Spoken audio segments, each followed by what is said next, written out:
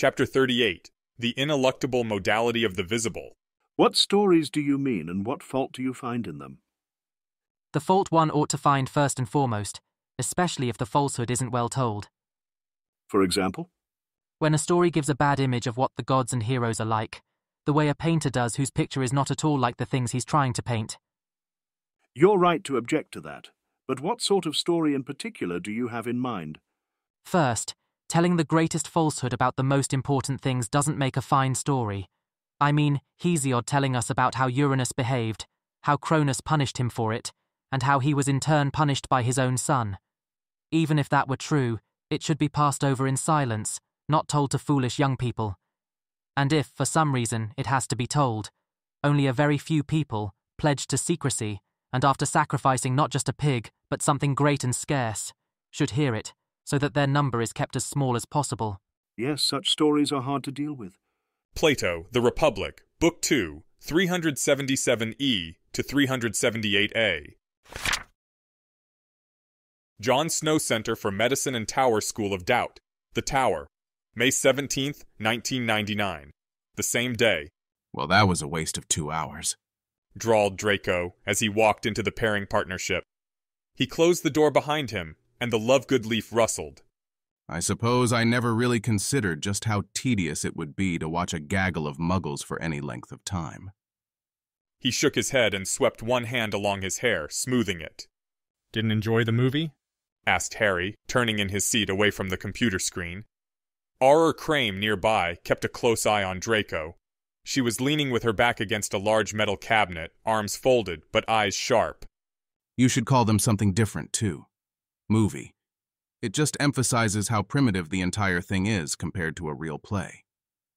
He affected his high-pitched muggle voice. Wow, look, they're moving just like real people would, if only we had taste enough to go watch an actual troupe of performers. They used to be called talkies, Harry said wryly. So it could be worse. But ticket sales at the movie theater go up every week, so I'm not sure that everyone agrees with you. It's the thing to do, like eating at Siegfried's. People are sheep, and right now you've set out some new paddocks. That doesn't mean there will be any long-term success. Grindelwald was a fanatic for painting, they say, but it's not as though Hungary is full of painters today. After Grindelwald was locked up in Nurmengard, most of the artists went back to sculpting. If you want people to become actually interested, not just intrigued by the novelty, then you need to make movies about things that they care about. Not muggles with guns, Draco said. He pulled a chair over next to the EEG machine, where Harry was sitting in front of the attached computer. I am not going to start a production company, said Harry, shaking his head. But he froze in the middle of the gesture and frowned. Well, actually, I guess there's no reason why we couldn't do that. They could begin with adaptations of some famous wizard plays, and cast some of the same actors, probably. Ah, yes. One more industry dominated from first to last by Harry Potter, said Draco. No, I don't think you'll be doing that. It will hardly help generate an appearance of real success if you look to be propping up your muggle ventures like that. No, I think we need to decentralize a little. Harry laughed. Malfoy Productions? Draco glanced over at the Auror by the wall, within earshot, wordlessly. Harry followed the glance, then looked back at Draco with a smile. A vow of secrecy, don't worry. The Lord Malfoy nodded and went on. Well, I was thinking of a joint venture with some Americans, actually. It wouldn't be difficult to start up a similar movies theater in Tidewater. There's an old Westphalian ally with deep pockets, Littlebrook Strongbound, who might like to get ahead of your bosom friend Hig on something. Too much gold and control slipping through his fingers, and I think he senses the leash slipping around the council's neck. You'll need visible capital to start something like that, said Harry. Since Malfoys have typically been invested rather heavily in flying castles, which are not known for their liquidity, and the finance sector hasn't been your friend over the past few years. Traditional private usury was almost extinct in Britain, along with the corresponding interest rates. Too many people are paying attention. Yes, said Draco. A visible success to explain the new money, and I'll whisper in a few confidential ears that it's really Cappadocian gold. Payment for steering things their way here. I was thinking Amicus Caro as a source, actually, said Harry. If you'd taken control of some of his assets, it would be a tidier explanation. The Caro sisters might not appreciate the news that I've taken control of some of their uncle's properties and loans, Harry, said Draco, raising an eyebrow. They've already been through rather a lot. It was subtle and quiet, but those words were question and concern and accusation, all at once.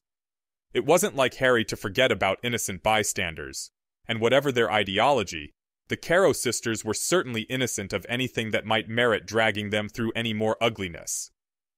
You're right, of course, said Harry, shaking his head. He rubbed his forehead, sighing. I'm distracted, not at my optimum self today. Draco said in non-committal acknowledgement.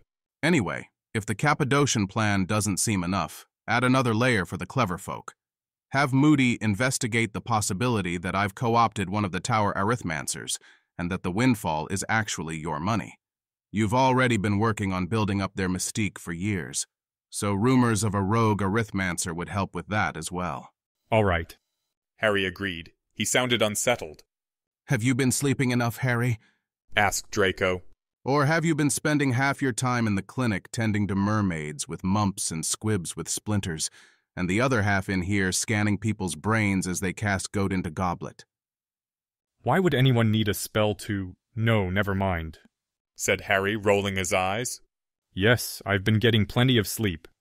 There's just been a lot to keep track of. Managing the tower and Britain, and well, the world, just keeps getting more complicated, especially without Hermione around. Draco pursed his lips and Harry rushed on. It's been good to rely on you, of course, but uniting the treaties hasn't actually simplified the situation. And you keep finding new projects, Draco said agreeably. Like ancient discoveries one of your unspeakable or tower minions brought back to you. Harry looked surprised. How did... He followed Draco's gaze to a nearby table, where a box of McAdam's easy-apply melters was still out, and made a face. Maybe I am tired, he muttered. The only reason you'd need repair strips would be if you were trying to fix something you couldn't transfigure, said Draco, smiling. And that's a short list. Something we can use? A book about Merlin, said Harry. It's given me some ideas, but nothing I can use, unless I decide I'd really enjoy the entropic heat death of the universe. Draco didn't ask. Then maybe give it a rest. Honestly, you should probably take a vacation. You have the government and the Confederation and tower research and all of your little side projects, like the stupid movies and the Spheronauts and your theory of magic research. And you've been at this pace for, well, since we met. You can't keep it up forever. You're only a Ravenclaw. Maybe I just need some smarter Slytherins to help, said Harry. Whatever happened to Vincent Crabbe? Still trying to get something working in Nocturne Alley, Draco admitted. He's never really forgiven me, and I rather think he'd like to be a power of his own. He backed a Chandler's, but unfortunately I understand that investment's gone pear-shaped recently. It was an elegant retort and reminder of Draco's subtlety, but Draco didn't gloat, and allowed himself only the slightest smirk. Anyway, just think of taking a few days off. Leave government to that gawky frump of a Weasley, the world to Bones, and everything else to Moody and me. Catch up on your reading. Eventually, I'm going to take an entire year off. I'll go to Japan and spend my days having fun in the lab, said Harry. But not yet. Things are still delicate. I'll be fine. I have a feeling this eventually is scheduled sometime after everyone in the world has become free and immortal. There's a city on the moon, and you've been able to take a quick little jaunt to Atlantis to pick up Dumbledore from outside of time, said Draco. His voice was gentler than his words. We're 1 minute from midnight, Draco, said Harry firmly. Muggles have had the capability to destroy the world for generations now, and it's only by the grace of Petroff it hasn't happened yet. I'm not going to introduce wizards to science and then take a vacation at the most delicate point. It's too dangerous. Look at Edgar Erasmus and how we've had to juggle people like him, to keep everyone safe. He shook his head. Merlin tried to shut down the forward march of knowledge, since he thought that magical power was spreading too quickly and too easily. I don't think he was right about the solution, but that doesn't mean he was wrong about the problem. We have to keep tight control over things for right now. It's too dangerous for everyone otherwise. Elsewhere in the tower. The same day, healer Owen Willifred frowned. There was something very strange going on here. He glanced down at the patient, who was lying unconscious, immobile, and safely stunned. An older man of indeterminate ethnicity, Asia or India or someplace. Clearly never rejuvenated and no external symptoms. But when Owen moved his wand lower on the patient's abdomen, he kept seeing the same thing. Absolutely perfect internal organs, without a single flaw or oddity. The diagnosis convivium seemed to be working correctly. When Owen placed his wand on his own stomach, the spell suite produced a vivid mental image of his intestines gently shifting. There was a familiar series of benign nodules along the outside of his colon, and his duodenum looked just as oddly lumpy as usual. But when Owen returned the wand to the patient and focused the diagnosis convivium back on him, there was not a single cyst, scar, or other irregularity. And no matter where he looked, it was the same. The patient's body was as perfect as the illustrations of a medical textbook, and that was simply strange, especially since he was complaining of general aches and pains. They didn't appear to have any irregularities at all, much less a condition that would cause any suffering. Owen considered the possibilities. It was conceivable that the patient just happened to be a bizarrely perfect specimen who had never had any sort of trauma, despite what appeared to be at least 6 decades of life. That was very unlikely, though. It was also possible that the man, Mr. Khan by his intake parchment, had been seriously hurt and had received magical healing to most of his body, but that usually left traces. Skeelgrow, for example, left bones with a distinctive, if harmless, spiral pattern of non-lamellar and lamellar. The most likely explanation that occurred to Owen, though, was also the most alarming one, that the patient had been one of the first wizards to receive rejuvenation. If that were the case, it might explain the fact that his appearance was still middle-aged. In the earliest days of the tower, Owen had heard that they'd sometimes omitted the cosmetic restoration. If the patient had been one of the first to be rejuvenated, it might also explain why they didn't have any treatment records for him. Many of those early records had been lost in some sort of fire years ago. It was also possible that Mr. Khan had been rejuvenated more recently, and had been granted special exemption from the cosmetic restoration. That was very rare, however, and it wouldn't explain the lack of a tower record for the procedure. At this point, Owen really couldn't go any further without waking up the patient and eliminating some of these possibilities. He was beginning to be worried about time, though. The clock said that he had only about 50 minutes before Harry's next pass through the clinic. The tower enchantments required Harry's express touch before any healing transfiguration would become permanent. So if Owen didn't get this solved and the healing done quickly, he'd be stuck with Mr. Khan until the next scheduled pass, 3 more hours. Did he need an auror when he woke up the patient? Probably not. Mr. Khan wasn't important or powerful enough to have any sort of file, and he didn't have his wand, like every patient. Plus, Owen wasn't a bigot or anything, but he hadn't been able to help noticing that Mr. Khan's wand was so battered-looking that it must be second-hand, or even third-hand. Still, protocol was protocol. The security at the tower was incredibly complex, considering the difficulties of admitting and treating powerful strangers from all over the world, but it wasn't infallible. Owen stuck his head out of the screened-off examination cubicle, pushing aside the curtain. He called down the hall. "Wake up here, need an aura." A bored-looking auror came striding on down past the rows of cubicles, nodding. "Anything I need to know?" "He's a bit funny in his guts. I think he might have been an earlier rejuvenation, back before the tower moved to this facility. I've heard about them. You were here then, right?" said Owen, handing over the sparse file that they'd started on Mr. Khan in the receiving room. "No," said Aura Madagascar.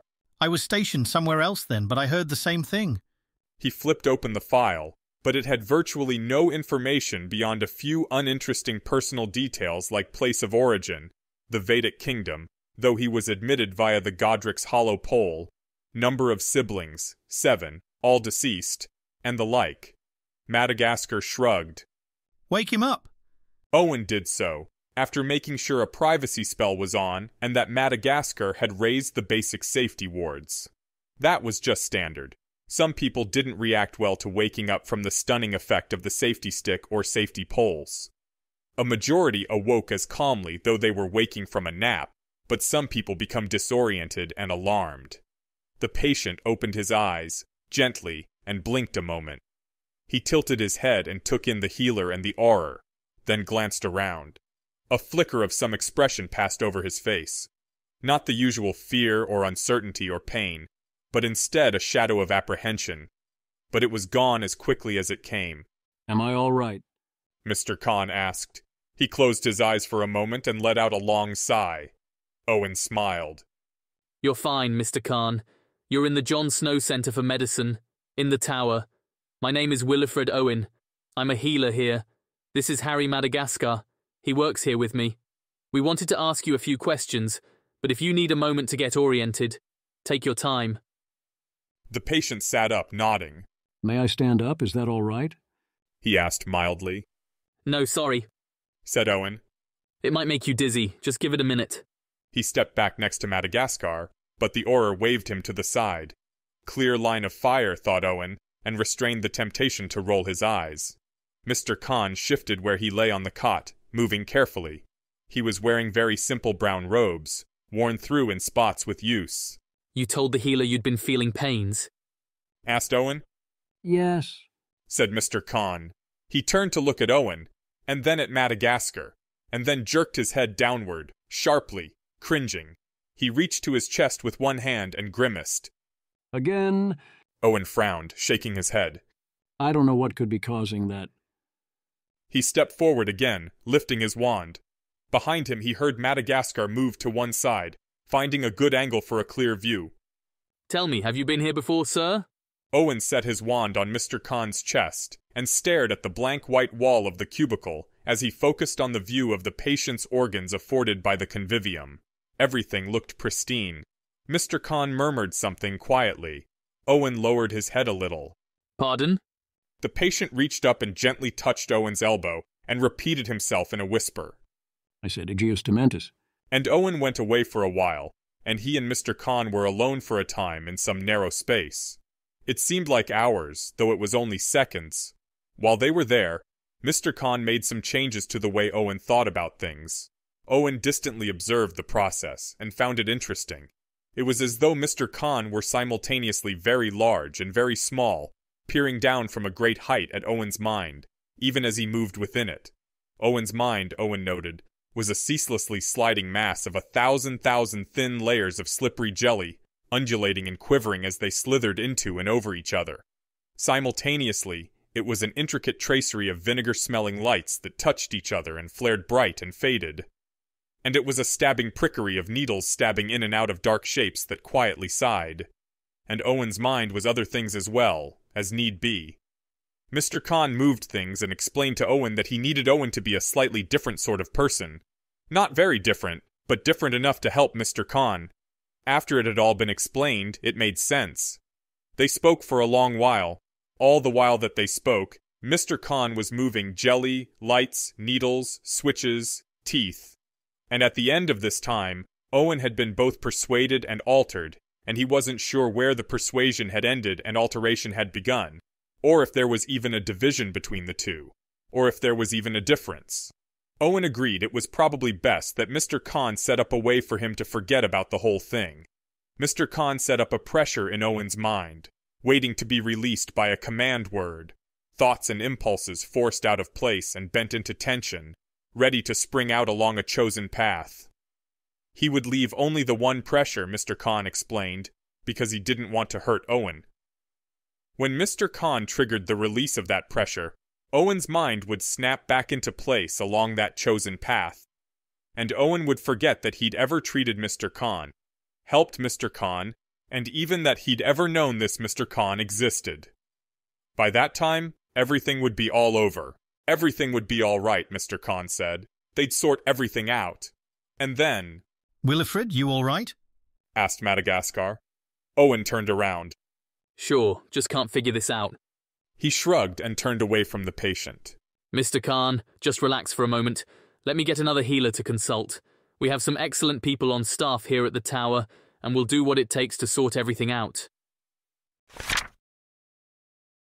Begin by asking students to consider how a rumor might spread among a population. Suppose on day 1 a single person tells someone else a rumor, and suppose that on every subsequent day, each person who knows the rumor tells exactly one other person the rumor. Have students ponder, discuss, and answer questions like, how many days until 50 people have heard the rumor? 100 people? The whole school? The whole country? In the situation with the rumor, the number of people who have heard the rumor doubles every day. This is because each day, every person who knows the rumor tells it to a new person. In other words, there is a 100% transmission rate. 100% of those who know the rumor spread it to someone else. A transmission rate this high means that the number of people who know the rumor will grow very quickly. In fact, in this simplified exponential model, one person could spread the rumor to the entire population of the United States in less than a month. Patrick Honor, Exponential Outbreaks, The Mathematics of Epidemics.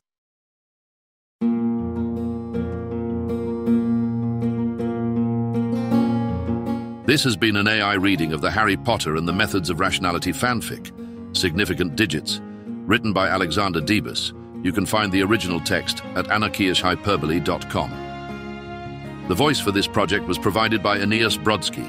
You can hear his true-voiced audiobooks at hpmorpodcast.com. If you enjoyed this podcast and wish to help support the creation of others like it, you can visit patreon.com/AskWhoCastsAI or subscribe to this Substack.